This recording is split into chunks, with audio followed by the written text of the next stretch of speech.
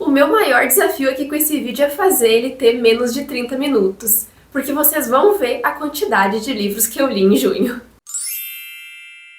Oi! Hoje é dia de a gente conversar sobre as 13, eu acho que foram 13, leituras que eu fiz no mês de junho. Eu li muito e muita coisa boa, e também fiz bastante vlog aqui pra vocês, então eu vou estar deixando os vlogs aí no card pra vocês aqui em cima e na descrição do vídeo também. Bora se inscrever aí no canal se tu ainda não te inscreveu, já deixa o teu like agora aqui no vídeo pra te não te esquecer, e me acompanha também nas outras redes sociais do Crialitei, que os arrobas estão na tela pra vocês, e os links na descrição do vídeo, que por lá eu já falei muito sobre todos esses livros que eu vou citar aqui pra vocês. Vamos lá então, porque o primeiro livro que eu li no mês foi uma recomendação da Jess, do Jess Lendo, que é Uma União Extraordinária. Nesse livro aqui, a autora, que é a Alyssa Cole, ela acaba misturando vários elementos que pra mim funcionaram muito bem. Ela pega ali o pano de fundo da Guerra de Secessão que ocorreu nos Estados Unidos e também, em paralelo a tudo isso, ela nos entrega um romance de época. Esse livro aqui é o primeiro volume de uma trilogia que eu fui muito bem recomendada pela Jess, tem um vídeo muito legal no canal dela que eu vou deixar na descrição pra quem quiser conferir, que ela fala muito bem sobre a série. E aqui a gente acompanha a Elle, que é a nossa protagonista, que ela é uma ex-escravizada e ela vai acabar se juntando à Liga da Lealdade, que é uma união, vamos dizer assim, onde as pessoas lutam para que a escravidão seja abolida. Lembrando que aqui a gente acompanha uma guerra civil, onde a protagonista ela vai acabar deixando o norte, que é onde vivem as pessoas que foram ex-escravizadas, e vai pro sul para se infiltrar lá, sendo uma agente da União, para pegar informações, só que para isso ela vai ter que se infiltrar como uma pessoa escravizada. E a partir daí, então, que o nosso romance é inserido, quando ela conhece ali um cara chamado Malcolm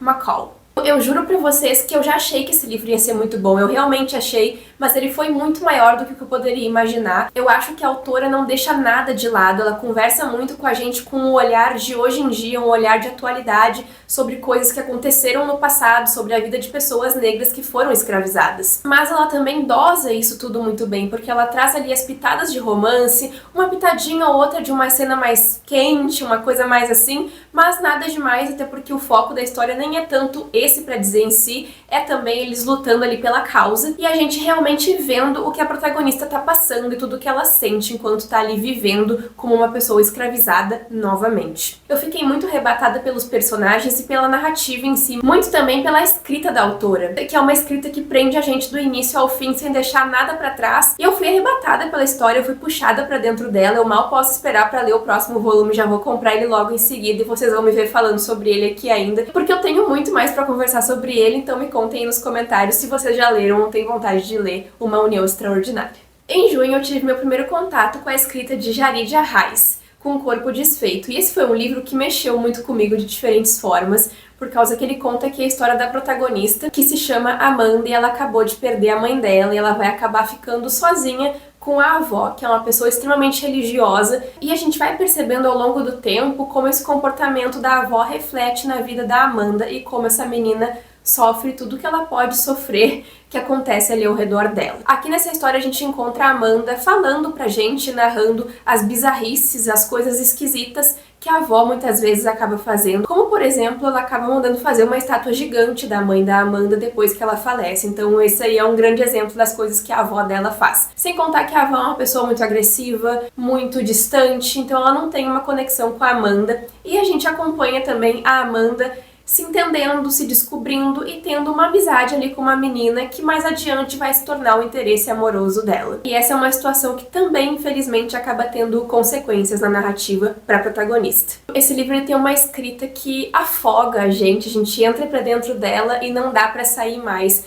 Ele conversa muito sobre essa perspectiva da religião, sobre como a forma que nós somos criados moldam quem a gente é, isso tudo conversado de uma forma muito bruta, muito seca, mas que funciona muito pra narrativa. Eu acho que é justamente esse o propósito dela e é o que traz a beleza dela aqui na história. Eu gostei muito desse livro, eu acho que eu me conectei bastante com ele. Tem uma coisa aqui na escrita da Jarid, que foi meu primeiro contato com ela agora, que me faz ter vontade de ler mais livros dela. Então é certo que eu vou pegar outros livros dela pra ler, esse aqui foi só o primeiro livro dela que eu li, mas com certeza eu vou ler muitos mais ainda, porque teve alguma coisa, teve uma conexão aqui que me chamou muito a atenção. Não sei se é a forma que ela escreve ou se foi a personagem dela, da Amanda em especial, a Marlene, a avó, mas toda a composição da narrativa, todos os caminhos que nos levam até o final da história foram coisas que foram me convencendo e foram coisas que me chamaram a atenção. Eu li esse livro aqui super rápido também, acho que por conta disso, até porque eu me entreguei pra narrativa e ela foi me buscando e eu fui me entregando. Foi uma experiência bem interessante, então com certeza logo em seguida eu vou ler mais livros da autora. Eu não sei se eu comentei pra vocês, mas esse livro aqui é de uma autora nacional, inclusive ela nasceu em Juazeiro do Norte, no Ceará.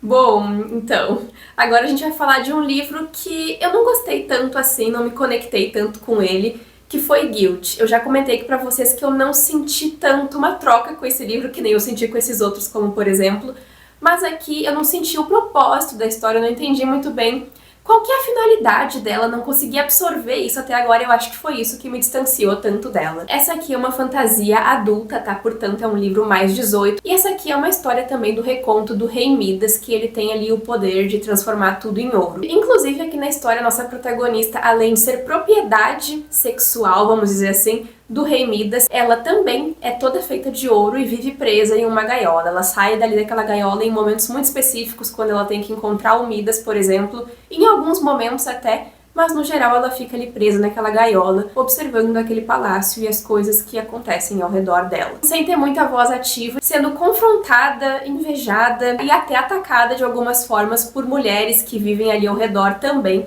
para agradar o rei Midas. A gente encontra aqui questões políticas também muito presentes, jogadas aqui do rei Midas, algumas questões que vão movimentar a narrativa, que fazem inclusive com que ela tenha que sair do palácio. Mas eu acabei não sendo convencida tanto pela história, eu li todo o livro muito rápido, foi uma história que fluiu bem rápido, e eu não sei se essa aqui é uma série, é uma trilogia, mas eu acho que eu vou acabar não dando continuidade a ela. Pra ser bem sincera, eu não sei nem explicar direito pra vocês, eu acho que eu só não funcionei com a história, não me agradou tanto assim, eu realmente não entendi muito bem a finalidade dos acontecimentos, até onde que a história ia chegar, eu sinto que ela andava e não saía do lugar, sabe? Esse é o sentimento que eu fiquei. Em alguns momentos eu senti um lampejo assim da liberdade, senti um lampejo de agora vai andar para um outro lugar a história, mas aí no fim das contas voltava para o mesmo lugar de antes, e aí eu fui entendendo que eu acho que a história não vai caminhar para o lugar que eu queria que ela fosse. Então eu percebi que essa história aqui não vai ser muito pra mim, então eu decidi que eu vou ficar só com esse primeiro livro mesmo, mas vocês me contam aí nos comentários se já leram, se têm interesse em ler, porque eu quero saber a opinião de vocês também, porque eu acho que muitas pessoas gostam desse livro e que a minha opinião é um pouquinho divergente das outras. Tá curtindo o vídeo? Bora se inscrever aí no canal então, deixar o teu like no vídeo e um comentário me contando quais livros tu leu no mês de junho. Agora bora falar um pouquinho sobre Rastro de Sangue, Jack o Estripador, que foi um livro que eu li na Maratona 24 Horas em vlog aqui com vocês. E já vou adiantar pra vocês que a gente leu nesse vlog também o primeiro tomo, né, de O Priorado da Laranjeira. Mas vamos falar aqui agora sobre Rastro de Sangue. Essa história aqui se passa em meados do século XIX, onde a nossa protagonista, que é a Audrey, ela acaba fazendo medicina escondida da família dela, praticando e estudando medicina forense junto com o tio, nas escondidas, porque a gente sabe que a realidade das mulheres nessa época, nesse período, era uma coisa bem diferente da nossa realidade de hoje em dia, então ela inclusive tinha que se vestir de homem para participar de algumas aulas. Só que em meio a essas aulas ela vai conhecer não somente um concorrente, mas também uma pessoa pela qual ela vai criar ali um atrito, um interesse, e juntos eles vão acabar chegando até um mistério, que é os assassinatos que o Jack o Estripador está cometendo. Esse livro aqui, ele gira muito em torno do que aconteceu realmente, dos fatos verídicos da história que a gente sabe, porque muita coisa de verdade a gente também não sabe, mas aqui a autora mescla muito também com detalhes fictícios, com coisas que ela criou, personagens, acontecimentos. Eu acho que isso tudo funciona muito bem aqui na narrativa, apesar de eu ter descoberto aí um pouco antes quais eram as soluções, mas as motivações eu não consegui descobrir. Se vocês querem saber mais sobre a minha experiência com esse livro, eu vou deixar aqui no card pra vocês o vlog, porque eu falei muito sobre ele lá, inclusive eu gostei muito desse livro, tinha grandes expectativas pra ele, e ele é uma série de livros também, onde a gente vai encontrar a Aubrey e o Thomas, que é o parceiro dela, esse que ela tinha um atrito ali, uma coisinha. Nesses próximos livros eles vão acabar tendo outros casos, porque eles são ambos muito inteligentes e muito dedicados, e é bem interessante ver também a dinâmica dos dois. A gente tem aqui umas pitadinhas de romance também, mas não esqueçam que o grande foco aqui da história é descobrir quem tá cometendo aqueles assassinatos e todas as consequências que esses assassinatos trazem não só para a família da Aubrey, mas também para as pessoas que estão envolvidas nesses crimes. Então, se vocês querem saber mais da minha opinião, corram lá no vlog para assistir. Vamos falar aqui então um pouco sobre O Priorato da Laranjeira, que eu também li no vlog, vocês podem ir lá assistir se quiserem. Eu demorei muito pra me conectar com essa história, porque aqui na verdade a gente tem núcleos diferentes, o leste e o oeste. Essa história, por ser uma fantasia épica, grandiosa, a gente tem dragões aqui. E no leste esses dragões são adorados, inclusive uma das protagonistas lá no leste é uma montadora de dragões, e o oeste é justamente o contrário, por causa que a gente tem ali uma linhagem de rainhas que elas estão completamente ligadas ao desaparecimento de um grande dragão que quase destruiu toda a sociedade ali, mas que ele foi colocado para dormir, mas segundo lendas e crenças, ele tá prestes a acordar, agora 1000 anos depois por aí, e essa é a grande ameaça que se instaura aqui no livro, que as três protagonistas vão ter que lutar contra, a gente vai entendendo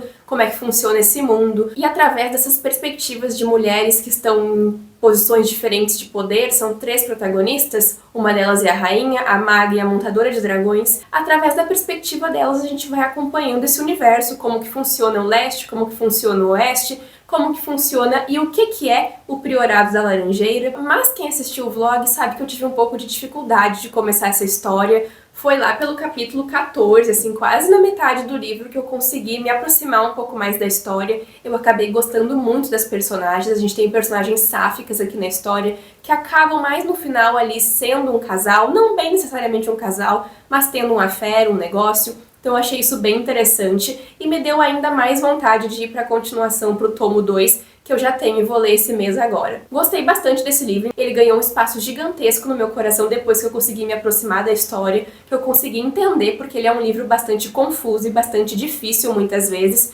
mas depois que a gente pega no tranco, só vai.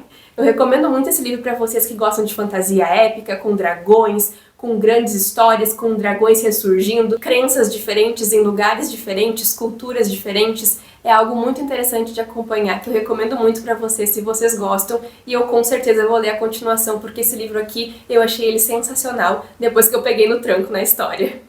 Eu li um livro que eu não tenho uma opinião muito bem formada sobre ele ainda, porque eu não sei qual foi o sentimento que ele me causou, não sei explicar ele pra vocês. Eu li ele muito rápido, foi uma história que me conquistou bastante no início, mas eu acho que aos poucos ela foi me perdendo, até que no final ela me conquistou de novo, mas não sei se já não era tarde demais. Eu tô falando aqui de um livro com uma capa maravilhosa de linda, que é Uma Magia Destilada em Veneno. Aqui nessa história a gente vai conhecer a Ning. E só pra contextualizar vocês, a história ela tem muito a ver com chás. E é justamente um chá que a Ning prepara que vai movimentar toda a narrativa. Ela acaba fazendo esse chá e oferece o chá à mãe dela, só que nenhuma delas sabe que o chá tá envenenado e a mãe dela acaba falecendo. E a irmã da Ning também tá correndo muito perigo por causa desse chá. Então tá nas mãos da Ning ele tentar salvar ela para que o destino dela não seja o mesmo da mãe. Então para isso ela vai acabar participando de uma competição ali no reino que envolve muita traição, muita política, por causa que o grande prêmio do vencedor dessa competição é que a rainha pode conceder qualquer desejo a essa pessoa. Então a Ning, muito inocente, não pensa duas vezes antes de entrar na competição, mas ela mal sabe o que espera ela. Essa premissa eu acho que ela é muito interessante, e as frases do livro, vou ser bem sincera pra vocês, são bastante impactantes, mas eu acho que o livro deixa um pouco a desejar. Ele é aquele tipo de livro que começa com uma frase impactante, termina o capítulo com uma frase impactante, que tu tem que ler o próximo, mas no decorrer dele não acontece tanta coisa assim. Eu nem sei o que eu esperava do livro, mas eu acabei lendo ele super rápido e foi um livro que me distraiu muito bem durante as horas de leitura. E nesse sentido ele foi ótimo pra mim, mas eu senti falta de alguma coisa que eu não sei explicar o que é. Eu só sei que no final ali, nas últimas 80 páginas, 100 páginas, ele começa a dar uma movimentada, porque a gente sente que a história tá querendo que a gente vá ler o próximo volume, porque é uma duologia. Eu senti exatamente isso, já tô com o próximo volume aqui pra ler, não sei quando que eu vou ler, mas eu acho que eu vou, só por causa dessas últimas páginas, mas eu acho que a premissa dele é muito mais grandiosa em si do que a história, porque eu realmente acho a premissa muito interessante, e apesar de ter lido o livro muito rápido, eu achei que ele enrolou em algumas vezes, algumas coisas acabaram ficando perdidas no meio do caminho, não sei, ele não me conquistou tanto quanto eu achei que ele ia me conquistar por conta da premissa, mas ainda assim eu vou ler a continuação dele, só não sei quando. Em junho eu li também o Wayward, que vai ser publicado aqui no Brasil logo logo, eu vou deixar a capa aqui pra vocês verem. Aqui a gente acompanha 3 mulheres de uma mesma família em diferentes tempos. A gente acompanha a Alta em 1619, sendo acusada de bruxaria, a Violet em 1942, e a Kate em 2019, que é a atualidade. E ao longo das páginas a gente vai vendo toda a história delas se conectando. Na minha opinião, a gente vê mais isso da parte da Kate, por causa que ela que tá mais recentemente, ela consegue pesquisar sobre o passado,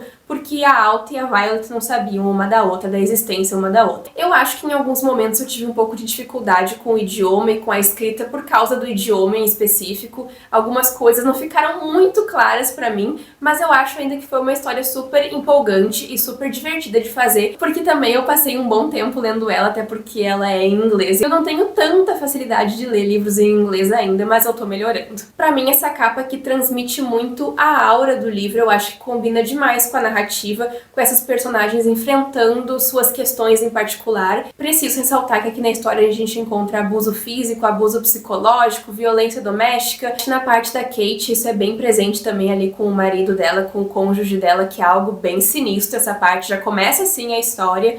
E ela vai ganhando força com a narrativa, a gente encontra aqui mulheres bruxas da família Wayward. É um livro bastante interessante, que pra mim valeu muito a leitura, mas eu acho que eu acabei perdendo em alguns momentos. Não tenho certeza, mas eu fiquei com essa sensação de alguns buracos em aberto na história, que eu não sei dizer pra você se foi por causa da narrativa, ou se foi por causa que eu não consegui pegar todas as informações que foram trazidas aqui. Não sei. Depois que vocês lerem, vocês me contam o que acharam. Mas que fique muito claro que eu recomendo muito a experiência, eu acho super válido fazer essa leitura. Esses próximos 2 livros eu também li em vlog aqui com vocês. Um deles é If We Were Villains, que é Como Se Fôssemos Vilões. Esse aqui foi um livro que eu li em inglês, mas que foi super rápido.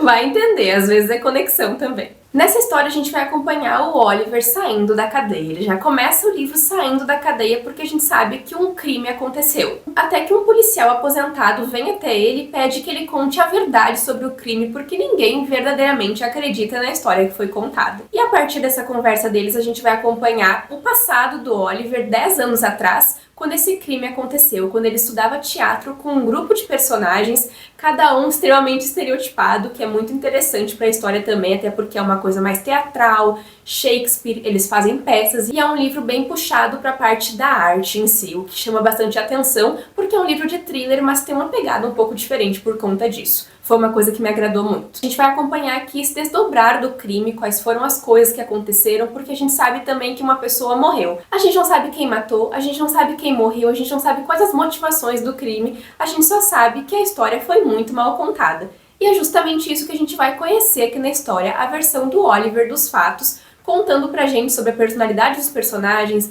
sobre quem que eles interpretavam nas peças, sobre um romance que ele tinha, um interesse amoroso ali com um dos personagens da narrativa e como isso motiva muitos acontecimentos da história também. Na minha opinião, é um livro muito inteligente e muito interessante. Eu gostei muito de ler essa história. Eu fiquei muito feliz de ter lido esse livro porque eu li ele em inglês e eu li super rápido e eu consegui pegar tudo que tinha na história. Eu fiquei muito contente com isso, porque eu tô conseguindo ler e consumir mais livros em inglês, tô entendendo bem algumas vezes. Pra mim, essa aqui foi uma ótima leitura, eu sei que divide opiniões por aí, mas eu achei que a parte do teatro inovou bastante no thriller, por causa que ao longo do caminho a gente vai vendo pra onde que a história vai. Não é uma coisa tão surpreendente assim. E ele tem uma coisa que é a do mistério. Ele fica instigando a gente o tempo todo. Eu gosto bastante disso. Toda briguinha que dava no grupo de amigos, eu falava, é agora que vai morrer. Aí outra briga, uma discussão, eu falava, vai matar ele. Só que no fim das contas a gente consegue ir deduzindo as coisas, até porque a autora faz uma grande brincadeira com esses estereótipos, como eu comentei. Se vocês quiserem me ver falando mais sobre esse livro, tá lá no vlog pra vocês verem. Que eu falei muito sobre ele lá. E nesse vlog eu também li um livro que dividiu minhas opiniões. Eu também comecei ele não gostando muito, que é A Casa dos Espíritos, de Isabel Allende. Eu acho que esse livro aqui, eu não comecei nem um pouco bem com ele, comecei com o pé esquerdo, eu não tava gostando, foi um livro bem difícil de ler. Ele tem uma premissa baseada na história do Chile, que é de onde a autora vem. Ele é inspirado em fatos reais, mas ele traz também elementos de realismo mágico através da família protagonista. Tudo que acontece aqui é um assunto muito bizarro, porque a família se forma a partir do momento que a irmã da protagonista morre, porque ela estava prometida a se casar com o Esteban. Só que como ela acaba morrendo, por conta de envenenamento também, que tem muito a ver com política, esse envenenamento que estava direcionado ao pai dela, tá entendendo? Porque a família dela tem uma opinião política que diverge da sociedade ali em que eles estão inseridos. Estão entendendo? Tá confuso. Então, a partir disso, a gente vai acompanhar a Clara, que ela tem clarividência, inclusive, se casando com o Esteban, que estava prometido à irmã da Clara, que faleceu. A partir daí a gente vai acompanhar os desdobramentos dessa família enquanto um golpe de estado vai sendo instaurado ali. A gente vai vendo uma atmosfera política muito perigosa, a gente vai vendo o conservadorismo crescendo, e não só nesse país que não é citado, mas também nos personagens como no Esteban, e em contraponto as filhas dele, que são de esquerda e ele extremamente conservador. Um personagem que narra a história, mas que é insuportável, eu detesto ele, talvez isso tenha me atrapalhado um pouco também. Eu acho que essa história ela cativa por conta das personagens femininas, do imediatismo que ela tem, do perigo que a gente sabe que está acontecendo ali, mas que é um perigo invisível. É uma coisa que a gente não vê, mas que a gente sente acontecendo e que a própria autora já sentiu na pele também. Por isso que ela conta com tanta propriedade e por a história do Chile ser algo que inspirou a carreira dela. Eu falei muito sobre esse livro no vlog também, que vai estar aqui no card e na descrição. E se vocês quiserem saber ainda mais sobre a história, ainda mais sobre a minha opinião, passem lá no vídeo que eu falo com muitos detalhes sobre o livro, mas eu acho que ao longo do caminho ele foi me conquistando, eu tive uma boa experiência com a história, só não comecei tão bem assim, mas ao longo do caminho os personagens em especial foram aquecendo o meu coração, apesar de ser um livro com uma atmosfera bem melancólica, cheia de realismo mágico, com clarividência, pensamentos e muita melancolia e muita tristeza. Então agora pra fechar aqui a gente vai falar das últimas 3 leituras que eu fiz no mês que eu li em vlog aqui no canal.